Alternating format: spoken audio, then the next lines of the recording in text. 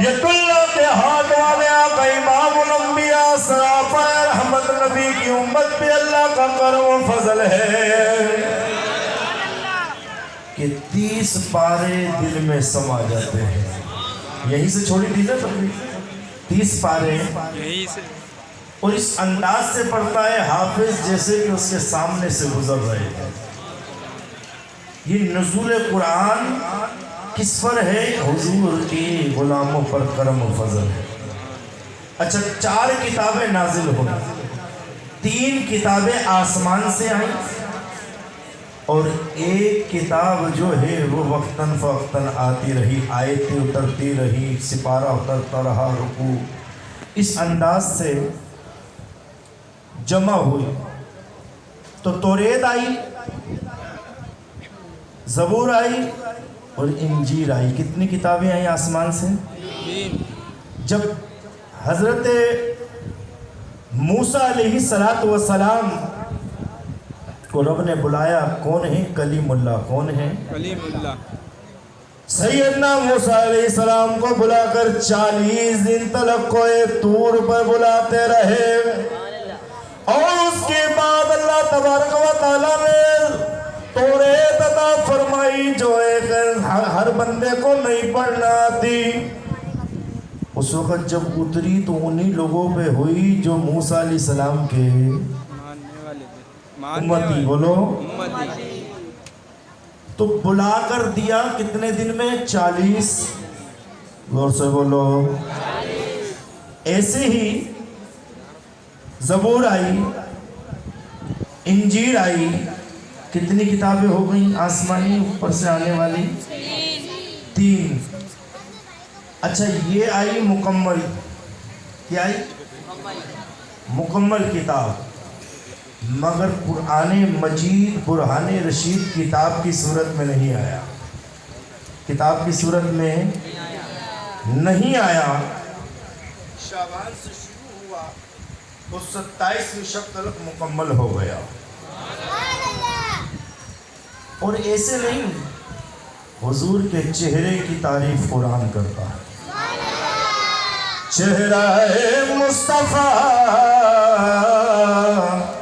اصل قرآن ہے, چہرہ وضحیٰ اصل قرآن ہے, عاشقوں کی تلاوت پہ لاؤ. 3 کتابیں آئیں اور ختم ہو گئی. قرآن مجید اترتا رہا. جب اس کو کتاب کی صورت میں کرے گیا تو اس کو کوئی ختم نہیں کر سکا. اس کے مقابلے میں کوئی کتاب لا نہ سکا, نہ کوئی بنا سکا, ایک صورت بھی نہیں لا سکا. قرآن کی آیت کی کوئی ایک صورت بھی بنا کر کوشش تو بہت کری, کوشش تو بہت کری, مگر ایک صورت بھی نہیں بنا سکے.